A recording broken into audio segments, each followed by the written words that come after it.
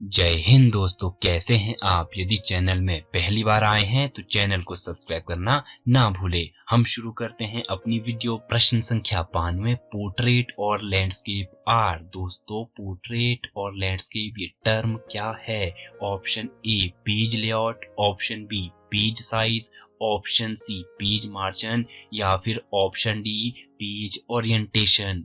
तो दोस्तों, मैं आपको बताना चाहूंगा पोर्ट्रेट और लैंडस्केप ये हमारे पेज की ओरिएंटेशन है। अब आप सोच रहे होंगे कि ओरिएंटेशन, पोर्ट्रेट और लैंडस्केप है क्या चीज। तो मैं आपको बता देता हूं दोस्तों, जो हमारा पेज होता है, आपने देखा होगा पेज इस तरह से होता है। ठीक है दोस्तों, पेज की जो लेंथ होती है वो ज्यादा होती है और उसकी जो चौड़ाई होती है कम होगी। ठीक है दोस्तों, एक चीज ज्यादा होगी, एक चीज कम होगी।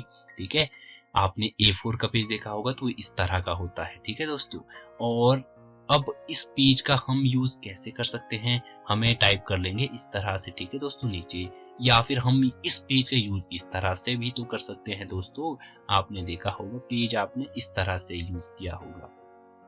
लंबाई आप इस तरह से रखोगे, आपका टेक्स्ट जो है वो इस तरह से टाइप होगा, इस तरह से। ठीक है, अगर आपका पेज इस तरह से वर्टिकली टाइप होगा तो उसकी ओरिएंटेशन अलग होगी। यदि आपका पेज इस तरह से टाइप होगा, इस तरह से उसमें लिखा रहेगा, तो आपके जो पेज की ओरिएंटेशन वो अलग रहेगी। तो कौन सी ओरिएंटेशन कब काम करती है, वो चीज है दोस्तों ये लैंडस्केप और पोर्ट्रेट।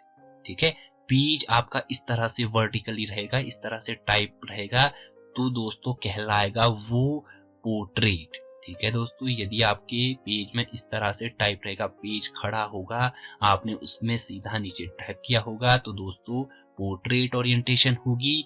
यदि आपका पेज इस तरह से सीधे में, ठीक है दोस्तों, जो लेंथ है आपकी वो लंबाई में इस तरह से रहेगी, इस तरह से टाइप किया रहेगा, तो वो चीज कहलाएगी हमारी लैंडस्केप ओरिएंटेशन।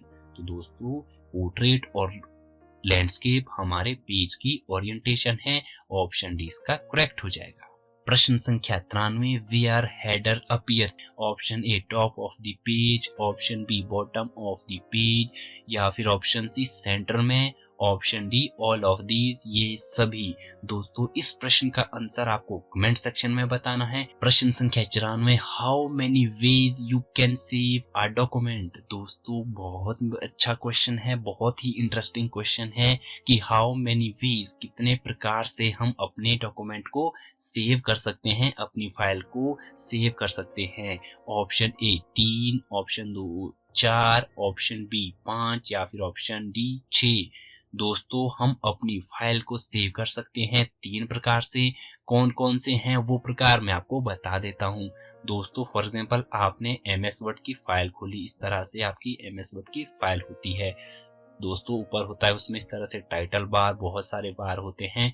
आप यहाँ फाइल मेन्यू में जब जाओगे तो आपके पास बहुत सारे ऑप्शन खुलेंगे, उसमें एक मेन्यू खुलेगा दोस्तों सेव का। आप उस सेव में जाकर के अपनी फाइल को सेव कर सकते हैं। ठीक है दोस्तों, ये हो गया हमारा पहला ऑप्शन।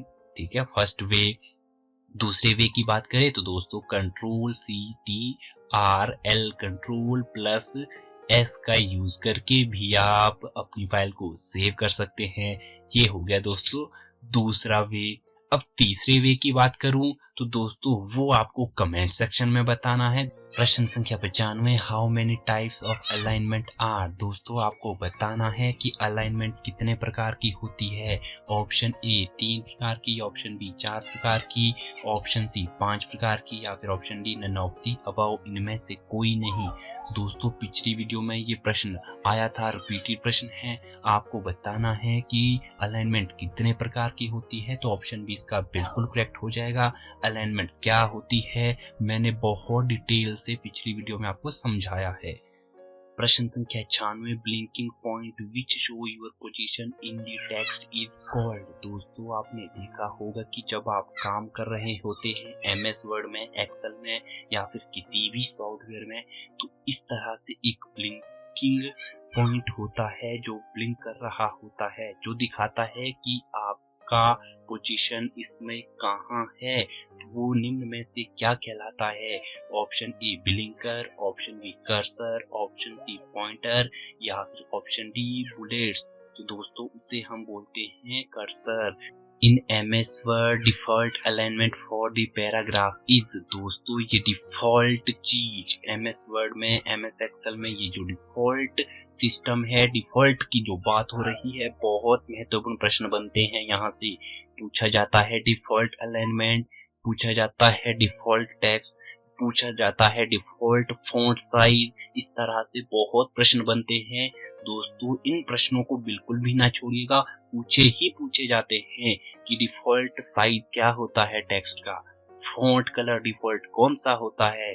ठीक है दोस्तों, तो यदि हम डिफॉल्ट अलाइनमेंट की बात करें तो वो है दोस्तों लेफ्ट अलाइनमेंट। इन MS पर default font size text size is, देखा दोस्तों पूछा जा चुका है प्रश्न, डिफॉल्ट फॉन्ट साइज, बहुत महत्वपूर्ण प्रश्न बनते हैं दोस्तों यहाँ से डिफॉल्ट टर्म से। डिफॉल्ट फॉन्ट साइज क्या है MS वर्ड में, option E 14, option B 10, option C 12 या फिर ऑप्शन D 11। तो दोस्तों ऑप्शन डी इसका बिल्कुल करेक्ट हो जाएगा। इन MS word default font style, देखो दोस्तों मैं आपको प्रश्न एक साथ इसलिए पढ़ा रहा हूँ ताकि आपको अच्छे से याद हो, आप कभी ना भूले। जो ये डिफॉल्ट वर्ड है, फॉन्ट स्टाइल पूछा जाता है, फॉन्ट साइज पूछा जाता है, अलाइनमेंट पूछी जाती है। तो यदि हम अलाइनमेंट की बात करें तो लेफ्ट अलाइनमेंट है, डिफॉल्ट फॉन्ट स्टाइल की बात करें तो निम्न में से कौन सा है दोस्तों, option A Times New Roman, option B Algerian, option C Arial black या फिर ऑप्शन डी कैलिबरी। तो दोस्तों ऑप्शन डी इसका बिल्कुल करेक्ट हो जाएगा। MS वर्ड में जो आपका डिफॉल्ट फॉन्ट स्टाइल है वो है Calibri. To save an existing document with a different file name we use, दोस्तों प्रश्न को ध्यान से सुनिए। To save a existing document with different file name we use, हम एक एग्जिस्ट कर रही फाइल को, डॉक्यूमेंट को सेव करना चाहते हैं दूसरे नाम से, डिफरेंट नाम से, हम कौन सी टर्म यूज करेंगे। Option A save button on the file menu, option B save as button on the file menu, option C to use save button on standard toolbar या फिर option D all of the above, ये सभी उपरोक्त सभी। दोस्तों यदि हमें existing document को, फाइल को विद डिफरेंट नेम से सेव करना है तो हम यूज करते हैं सेव एज टर्म का। पिछली वीडियो में अच्छे से समझा चुका हूँ सेव और सेव एज के बीच क्या डिफरेंस होता है। यदि आप पहली बार किसी फाइल को सेव कर रहे हो तो आप सेव ऑप्शन का यूज करेंगे, दूसरी बार आपको यदि उसका फाइल पाथ चेंज करना है या फिर नाम चेंज करना है तो आप टर्म सेव एज का यूज करेंगे। तो दोस्तों ऑप्शन बी हमारा करेक्ट हो जाएगा, हम यूज करेंगे सेव एज टर्म का, ऑप्शन बी। दोस्तों उम्मीद करता हूँ इस वीडियो के प्रश्न आपके लिए आने वाले एग्जाम के लिए काफी महत्वपूर्ण रहेंगे। अगली वीडियोस की नोटिफिकेशन को तुरंत पाने के लिए चैनल को सब्सक्राइब करना ना भूलें ताकि आपको ऐसी ही इंटरेस्टिंग और मजेदार वीडियो मिलती रहे। मुझे दीजिए इजाजत, बाय बाय, टेक केयर।